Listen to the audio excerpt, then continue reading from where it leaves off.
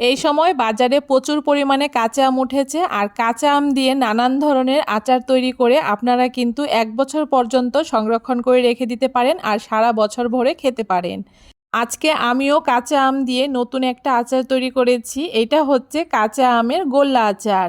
এই আচারটা বানানো ভীষণই সহজ আর খেতেও হয় দুর্দান্ত। নমস্কার বন্ধুরা, মন কিচেনে আপনাদের সবাইকে স্বাগত। আশা করি আপনারা সবাই খুব ভালো আছেন। কাঁচা আমের গোল্লা আচার তৈরি করার জন্য এখানে আমি 4টে কাঁচা আম নিয়ে নিয়েছি আর এখানে আমি হিমসাগর আম ব্যবহার করেছি। হিমসাগর আমটা কিন্তু একটু টকের পরিমাণটা কম হয় আর এই আমটা খেতেও কিন্তু বেশ ভালো লাগে। আমগুলোকে আমি আগে থেকেই খুব ভালো করে ধুয়ে একটুখানি শুকনো কাপড় দিয়ে মুছে নিয়েছি জলটাকে। এখন একটা পিলারের সাহায্যে আমগুলোকে খুব ভালো করে খোসা ছাড়িয়ে নিচ্ছি। সবগুলো আম আমি একই রকমভাবে খোসা ছাড়িয়ে নিচ্ছি। দেখুন আমগুলোকে খোসা ছাড়িয়ে নিয়েছি আর আমগুলো এখন কিন্তু আমি আবারও একবার ধুয়ে পরিষ্কার কাপড় দিয়ে মুছে নিয়েছি। এখন আমগুলোকে আমি একটা গ্রেটারের সাহায্যে গ্রেট করে নিচ্ছি।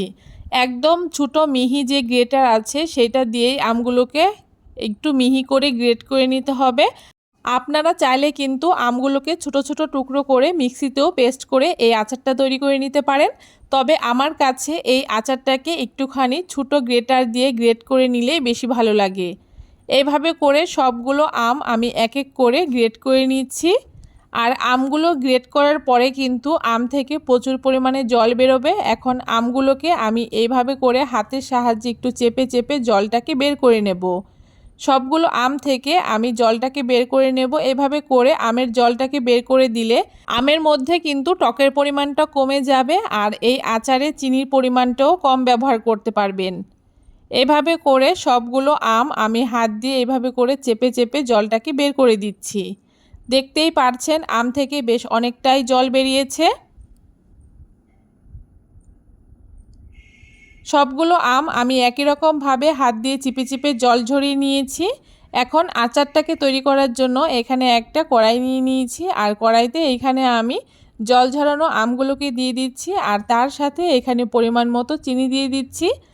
আপনারা এই আচারের চিনির পরিমাণটা আপনাদের পছন্দ মতো ব্যবহার করবেন, কারণ অনেকে আচারটা একটু টক মিষ্টি খেতে ভালোবাসে, আবার অনেকে একটু বেশি মিষ্টি খেতে ভালোবাসে। চিনিটাকে দিয়ে উনানে কড়াইটাকে বসিয়ে দিয়েছি। এখন খুব ভালো করে নেড়েচেড়ে নিচ্ছি। আর এই পুরো আচারটাই কিন্তু আমি উনানের আঁচটাকে মিডিয়ামে রেখে রান্না করব। দেখুন বেশ কিছুক্ষণ নাড়তে নাড়তে চিনিটা কিন্তু গলে গেছে আর এইভাবে করে মাঝে মাঝে নেড়েচেড়ে দিতে হবে। উনানের আঁচটাকে একদম অল্প আঁচে যদি আমরা এই আচারটা তৈরি করি তাহলে কিন্তু আচারে খুব সুন্দর একটা কালার চলে আসবে। যেহেতু এইখানে আমি চিনি ব্যবহার করেছি, গুড়ের মতো কালার আনার জন্য এই আচারটাকে একটু মিডিয়াম আঁচেই রান্না করতে হবে, তাহলেই দেখবেন এই চিনির আচারটাও একদম গুড়ের মতো কালার চলে এসছে। এখন এইখানে আমি আচারের মধ্যে পরিমাণ মতো নুন, হলুদ আর কাশ্মীরি লঙ্কার গুঁড়ো দিয়েছি। এই কাশ্মীরি লঙ্কার গুঁড়োটা দিলেও খুব সুন্দর একটা কালার চলে আসবে। এখানে আমি আচারের জন্য একটা মশলা তৈরি করে নিচ্ছি। তার জন্য কড়াইতে 1 চামচ জিরে, 1 চামচ মৌরি আর হাফ চামচ এখানে মেথি দানা দিয়েছি আর 4-5টা শুকনো লঙ্কা, সাথে সামান্য একটু সর্ষের দানা দিয়ে খুব ভালো করে মশলাটাকে এভাবে করে একটুখানি ভেজে ঠান্ডা হলে গুঁড়ো করে নেব। এখন এই গুঁড়ো করা মশলাটাকে আমি 1 চামচ মতো এই পর্যায়ে দিয়ে দিচ্ছি এই আচারের মধ্যে। এখন মশলাটাকে দিয়ে খুব ভালো করে একটুখানি মিশিয়ে নিচ্ছি। এইভাবে করে উনানের আঁচটাকে মিডিয়ামে রেখে মাঝে মাঝে এইভাবে করে একটুখানি নেড়েচেড়ে নিচ্ছি। যতক্ষণ না এই আচারটা কড়াই থেকে ছেড়ে আসছে ততক্ষণ খুব ভালো করে এই আচারটাকে রান্না করে নিতে হবে। বেশ কিছুক্ষণ আচারটাকে রান্না করে নেওয়ার পরে দেখতেই পারছেন খুব সুন্দর একটা কালার চলে এসছে। এখন এখানে আমি হাফ চামচ বিট নুন দিয়ে দিচ্ছি। যে কোনো আচারের মধ্যে একটুখানি বিট নুন দিলে কিন্তু আচারের টেস্টটা বেশ ভালো হয়। অবশ্যই আপনারা এখানে বিট নুনটা ব্যবহার করবেন। এখন আবারও বেশ কিছুক্ষণ রান্না করে নেওয়ার পরে নামানোর আগে ভাজা মশলা থেকে আরও 1.5 চামচ মতো এখানে আমি মশলা দিয়ে দিচ্ছি। এখন মশলাটাকে দিয়ে আবারও খুব ভালো করে কিছুক্ষণ মিশিয়ে নেব। এভাবে করে নাড়তে নাড়তে দেখুন আচারটা কিন্তু কড়াই থেকে খুব সুন্দর ছেড়ে আসছে আর এটা ঠান্ডা হলে কিন্তু আরও কিছুটা শুকিয়ে যাবে।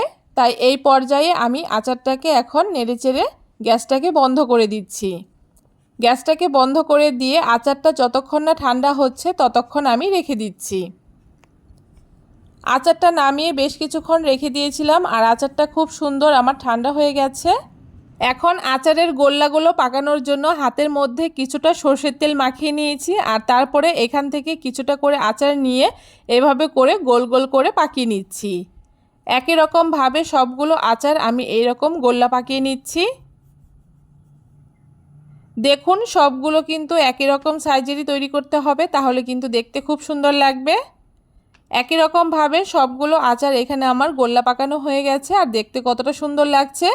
আর এই আচারটা আরও কিছুটা চটপটা বানানোর জন্য এখানে আমি একটা প্লেটের মধ্যে 3 থেকে 4 চামচ মতো চিনি নিয়ে নিয়েছি। আর চিনিটা একদম মিহিদানার ব্যবহার করার চেষ্টা করবেন। তার সাথে যেই ভাজা মশলাটা তৈরি করেছিলাম সেখান থেকে 1 থেকে 1.5 চামচ মতো ভাজা মশলা দিয়ে চিনির সাথে খুব ভালো করে মিশিয়ে নিয়েছি। এখন এখান থেকে এক একটা আচারের গোল্লা নিয়ে খুব ভালো করে এই চিনি আর মশলার মধ্যে গড়িয়ে নিচ্ছি। এতে কিন্তু আচারটা খাওয়ার সময় বেশ ভালো লাগে আর দেখতেও ভীষণ সুন্দর লাগে। একই রকমভাবে সবগুলো আচারের গোল্লা আমি এইভাবে করে মশলা আর চিনি মাখিয়ে নিচ্ছি। দেখুন সবগুলো গোল্লা আচার এখানে আমার তৈরি করে নেওয়া হয়ে গেছে আর এই আচারটা কিন্তু খেতে দুর্দান্ত হয়েছিল। আপনারা অবশ্যই একবার এই গোল্লা আচারটা বানিয়ে দেখবেন, ভীষণ ভালো হয় খেতে। কেমন লাগলো আজকে খুব সহজ পদ্ধতিতে দারুণ সুন্দর এই গোল্লা আচারের রেসিপি অবশ্যই কমেন্ট করে জানাতে ভুলবেন না। ভিডিওটা যদি ভালো লেগে থাকে অবশ্যই সবার সাথে শেয়ার করে দেবেন আর আমার চ্যানেলে নতুন থাকলে চ্যানেলটাকে সাবস্ক্রাইব করবেন।